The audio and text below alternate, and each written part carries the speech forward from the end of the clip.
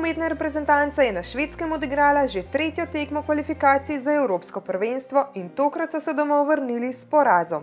Jaz mislim, da problem na Švedskem ni bil tukaj rezultat, sama igra. Jaz mislim, da že od začetka tekme so nas oni v bistvu povedali in so bili boljši celo tekmo, tako da zaradi tega je bilo malo tistega kislega vzdušja.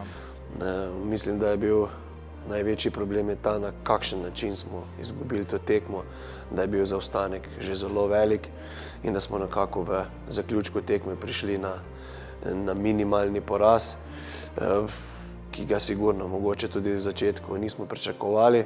Danes jih v Celju čaka že nova tekma. Švedom bodo skušali pokazati, da so doma težko premagljivi. Ja, upam si napovedati zmago, zakaj pa ne. Saj doma igramo, jaz upam, da bo dvorana v Celju polna. Malo s pomočjo navijačev, jaz mislim, da jih lahko stremajo. Sigurno bo pa zdaj po porazu tenzija malo večja, napetost bo še višja, ampak to je za nas dobro, mi Slovenci moramo imeti malo tenzije. Tako da, hvala lepa. Mi Slovenci moramo imeti malo tenzije, da to nekako dvignemo našo igro še na višji nivo. Vrhunski športniki so tako zmag kot porazov sicer vajeni, pa vendar se je po porazu veliko težje sestaviti in se osredotočiti na novo tekmo. Za vse ekipe isto velja, tako da v bistvu probamo se čim bolj sestaviti, čim bolj pripraviti na Švede in ja, gremo dalje. Ja, ko zgubiš tekmo, sigurno vzdušje ni takšno kot takrat, ko zmagaš, ampak enostavno ni čas za jokanje, treba se pripraviti, ker nas čaka že nova priložnost, v kateri verjamem, da bomo v polni dvorani na domačem terenu bili boljši od Švedov. Kot vedno bodo tudi danes v Celju navijači dodatni igralec in naši fantje upajo, da jih bodo tudi tokrat ponesli, ko bo to potrebno.